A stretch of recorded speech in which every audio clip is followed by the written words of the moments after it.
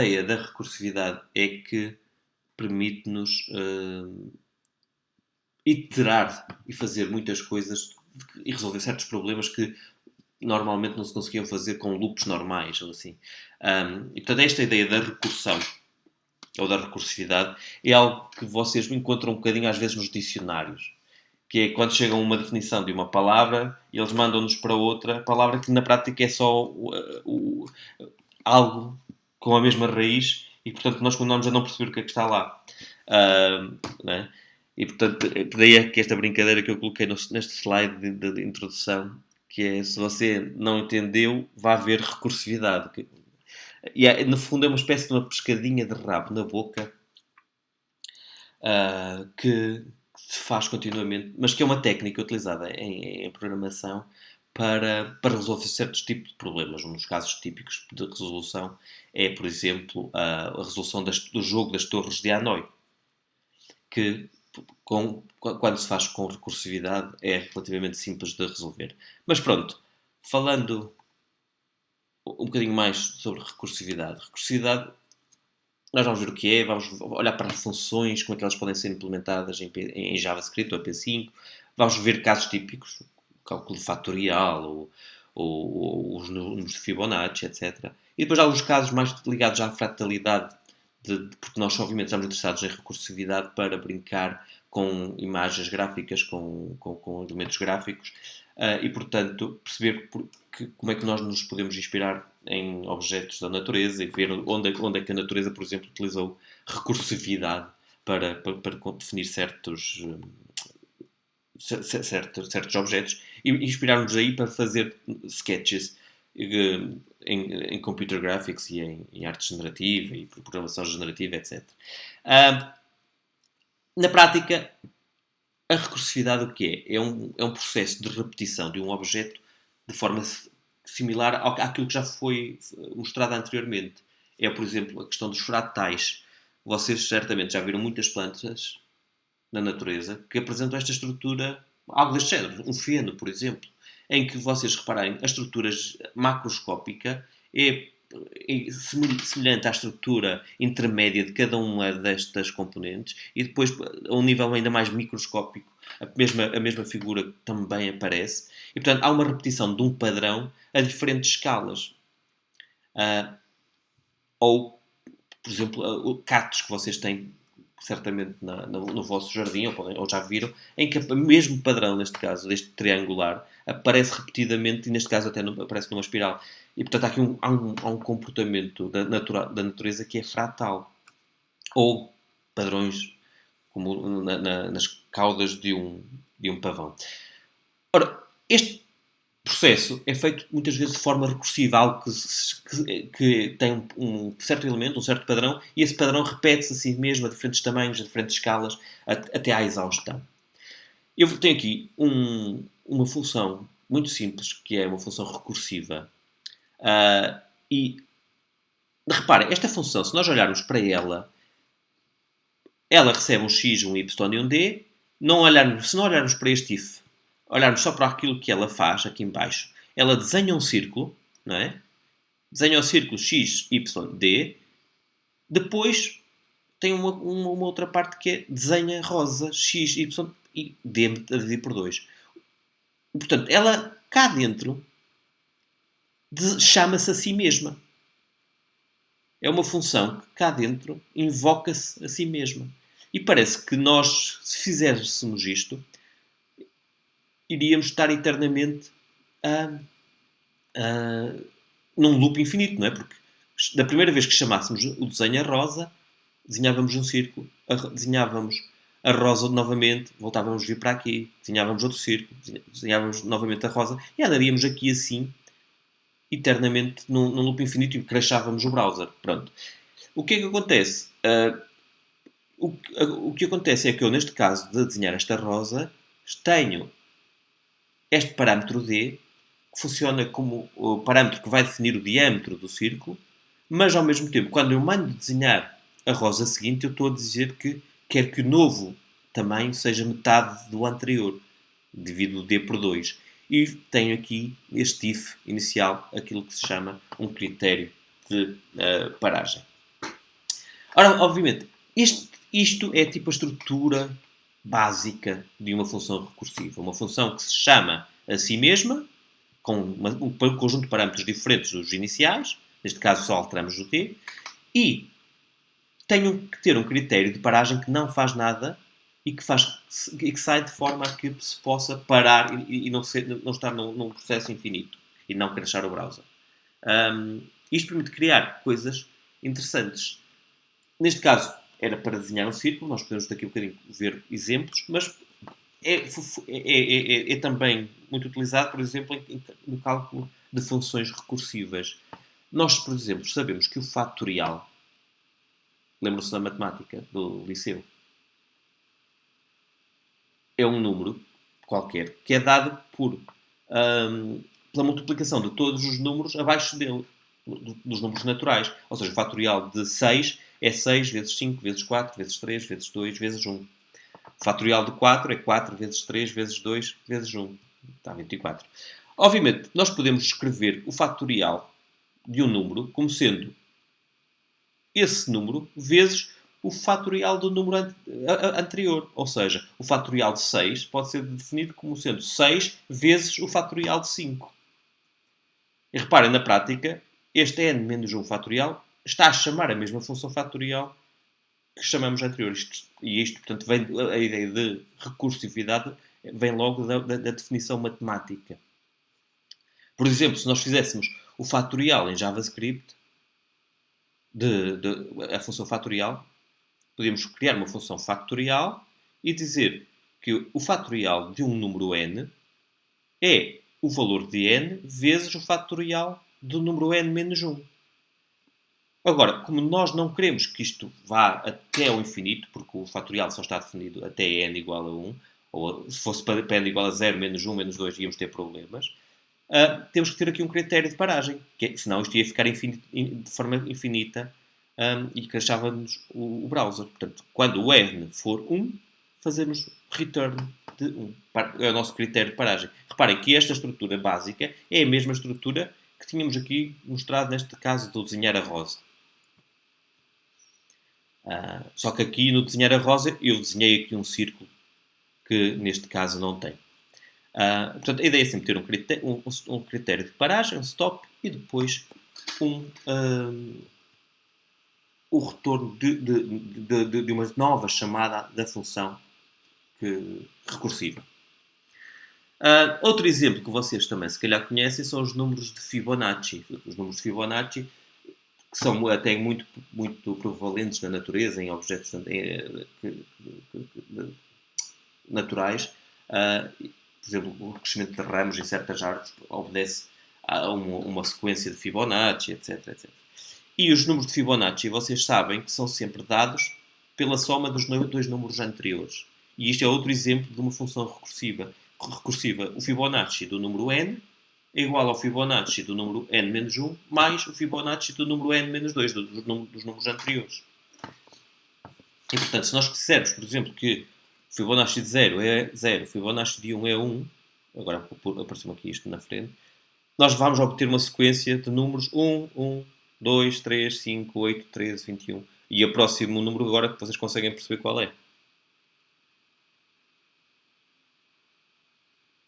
Alguém sabe qual é o número que vem a seguir nesta sequência?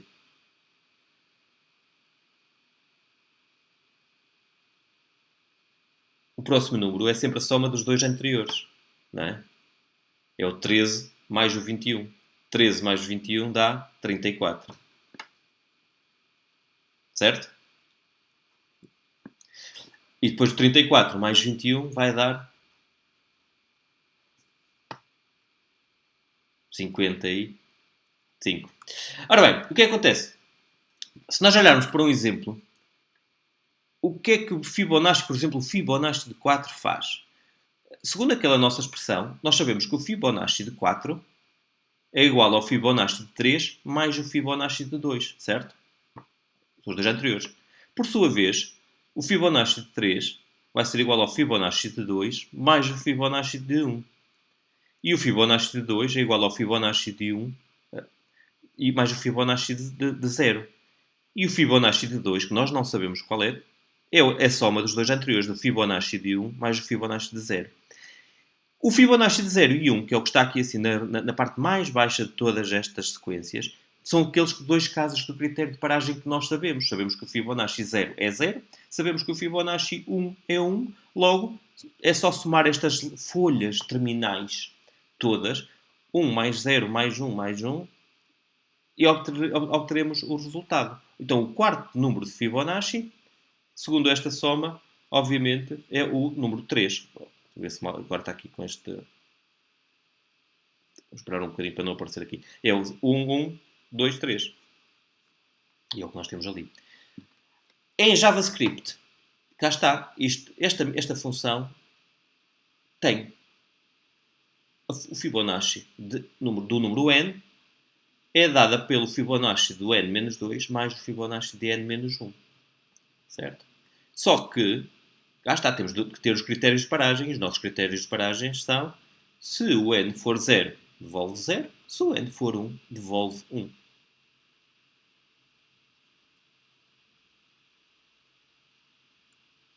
Obviamente, pronto, isto são os dois exemplos mais básicos em termos matemáticos de funções recursivas. Há funções recursivas muito mais complexas e mais complicadas. Mas estes são aqueles exemplos muito fáceis de entender. Temos uma função que se chama a si mesma e tem que ter um critério de paragem, senão aquilo vai ficar infinitamente a fazer qualquer coisa. E, obviamente, isto é interessante pela utilização de fractais. A ideia de um fractal é que são padrões repetitivos a todas as escalas, desde as macroescalas às microescalas, e que os motivos aparecem sempre e permanentemente a todas as escalas. Um dos fratais mais simples que vocês podem imaginar é o chamado poeira de Cantor, que é um fratal que funciona da seguinte forma: vocês pegam numa linha, num qualquer segmento de reta, dividem o segmento de reta em 3 partes e depois retiram a parte do meio. Certo?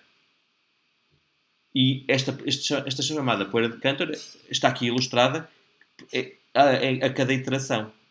E na prática, na primeira iteração vocês desenham uma linha e depois, na segunda iteração, dividem esta primeira linha em 3 partes e retiram a parte do meio, cá está, na segunda linha.